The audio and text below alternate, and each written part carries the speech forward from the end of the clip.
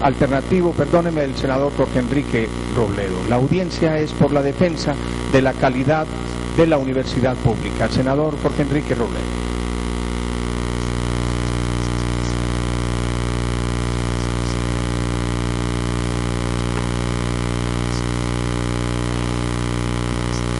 Nuevamente mis saludos a todos ustedes y a todos quienes nos escuchan. Contarles que tenemos 17 universidades públicas de Colombia donde los profesores y los estudiantes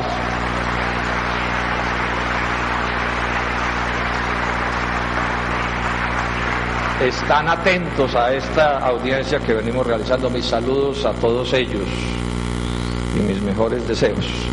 Yo voy a hacer una intervención que tiene que ver con el impacto de la globalización en la educación pública colombiana, o sea, cómo se relaciona una cosa con la otra. Pero antes de entrar en materia, pues quiero dar una buena nueva, ¿no? En el día de ayer el ministro de Agricultura tuvo que anunciar que revocaba la decisión de entregarle las tierras de los desplazados de Carimagua a un magnate de la economía colombiana.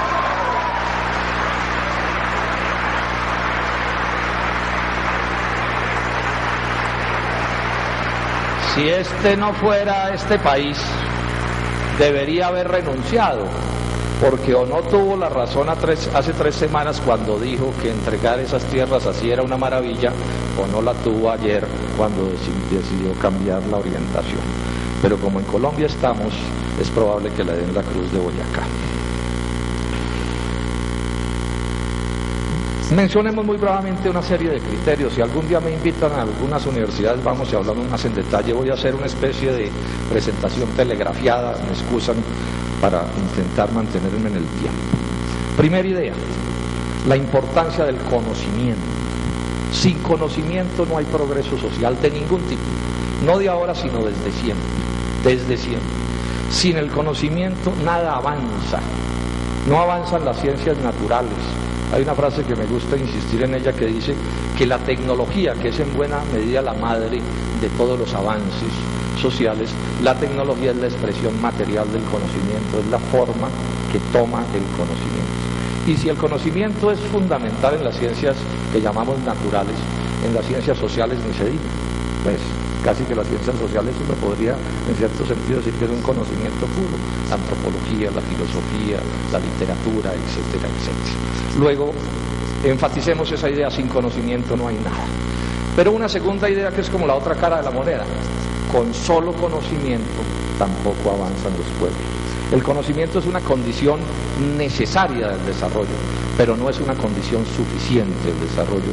De ahí que faltan a la verdad cuando los neoliberales en tono de demagogia dicen, no, conocimiento, educación, para hacer demagogia, porque vamos a ver que tampoco impulsan la educación, pero ocultan que yo puedo, por ejemplo, saber demasiado de agricultura, pero si me importan productos subsidiados me destruyen mi agricultura.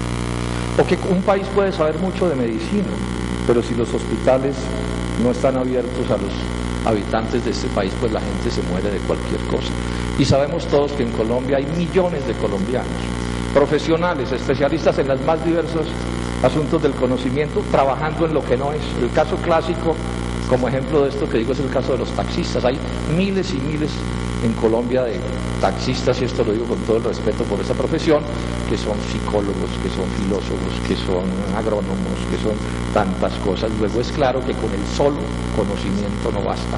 El desarrollo, el progreso, exige un progreso de tipo integral, donde el conocimiento es un pilar, pero otras muchas cosas son también parte constitutiva de ese desarrollo del conocimiento. Otro aspecto que quiero mencionar, y este parece tan elemental que suena como bobería: la educación, que es una manera de desarrollar el conocimiento, el sistema educativo, la educación toda, es fundamental en el desarrollo del conocimiento, pero si estamos hablando de educación de alta calidad, de conocimiento de alta calidad, porque o si no, pues por supuesto que estamos hablando en cierto sentido de una estafa. Lo que desarrolla un país es, por ejemplo, que tenga muchos ingenieros, mucha gente tenga título de ingenieros, pero si son buenos ingenieros. Es decir, si esos títulos no son una especie de falsificación en documento público que dice que la persona sabe lo que no sabe. Entonces aquí se nos vuelve crucial este asunto, porque esto nos lo han intentado escamotear. El doctor Uribe todo el día habla del número de estudiantes que hay en Colombia, pero no discute u oculta la discusión sobre cuál es la calidad de la educación que se le está dando a los jóvenes de Colombia. Lo otro que hay que señalar es bien importante es esto: existe una relación, tiene que existir, se da de manera inexorable entre la educación, entre el aparato educativo de un país y el aparato productivo, el tipo de sociedad que se tenga, su economía. No es posible separar una cosa de la otra porque no opera. Pongo un ejemplo sencillo. Si uno vive en una sociedad de cazadores y recolectores, por ejemplo como los Tucán Macu, y esto lo digo también con todo el respeto por esos compatriotas, pues sería una necesidad establecer allí, no sé, un laboratorio de física cuántica o de energía nuclear o de altos niveles de medicina, porque esa sociedad no requiere de eso. Entonces esta relación entre aparato productivo y aparato educativo se nos vuelve fundamental mantenerla y entenderla, porque al final el tipo de educación que una clase dirigente en una sociedad establece es el tipo de educación que esa clase dirigente cree que corresponde con las necesidades de esta sociedad.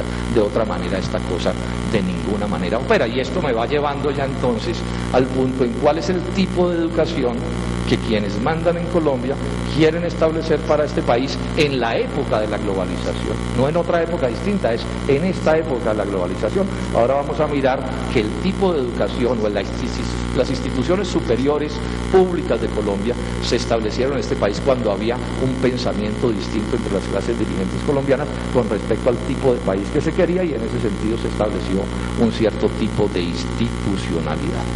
Si esta relación es así, miremos entonces brevemente qué está dispuesto para Colombia en la división del trabajo de la globalización neoliberal, qué está dispuesto para este país en los planes del Fondo Monetario Internacional sobre qué debe hacer Colombia en este mundo. Esa es una cosa que los imperios establecen, no de ahora, sino desde siempre. España le reservó a sus colonias en América un determinado papel en lo que ellos creían era conveniente para ellos. Algunos países en la globalización neoliberal, algunos de Asia, países, llamemos subdesarrollados, inicialmente se les pudo haber establecido un desarrollo de las manufacturas, ese es, digamos, su papel allí. Pero uno en Colombia ya a estas alturas, después de 17 años de globalización, puede saber 2 o 3 cosas a ciencia cierta, que es lo que le depara la globalización a Colombia, particularmente el Tratado de Libre Comercio. Primero, especialización en la producción para la exportación de materias primas agrícolas y mineras. Enfatizo, exportación de materias primas agrícolas y mineras. ¿Qué es una materia prima? Es un bien que en este caso se exporta con muy poca o ninguna transformación, que se exporta con poco valor agregado y que exige poco desarrollo científico para producirse y exportarse. Ustedes entran a una gran mina de carbón y realmente allí todo lo que tiene que ver con el desarrollo tecnológico es importado, y el carbón se exporta como materia prima, y realmente el conocimiento nacional contribuye con muy poco o con nada a ese desarrollo, bueno, distinto del esfuerzo de los trabajadores que hay que recoger. Segundo aspecto, especialización. Lo poco que se hace de industria es en industria maquiladora, que por definición es una industria de baja tecnología, ¿cierto? Y que exige niveles no muy avanzados de especialización del conocimiento y de la mano de obra. Luego estamos hablando de un aparato educativo, de un aparato productivo, que en lo que tiene que ver con su producción y con su exportación es un aparato educativo atrasado por definición, o sea, que no intenta competir en el mundo con el conocimiento de punta y la gran tecnología, sino que es subsidiario, tributario de esas transformaciones que se hacen en otras partes. Y la economía nacional se la toman las transnacionales. Lo poco que se produce aquí para el mercado interno se lo toman las transnacionales, y es sabido que esas transnacionales desarrollan la ciencia y la tecnología en los países donde tienen sus casas matrices. Esta es una característica de la producción transnacional. En la división del trabajo, aquí de pronto hay una ensambladora de automóviles, pero las partes complejas de la producción de esos automóviles nos vienen como CKD, que se llama, ¿cierto?, importado de otras latitudes donde se han establecido esos niveles de producción. Y en lo que tiene que ver con ciencias sociales ni se diga.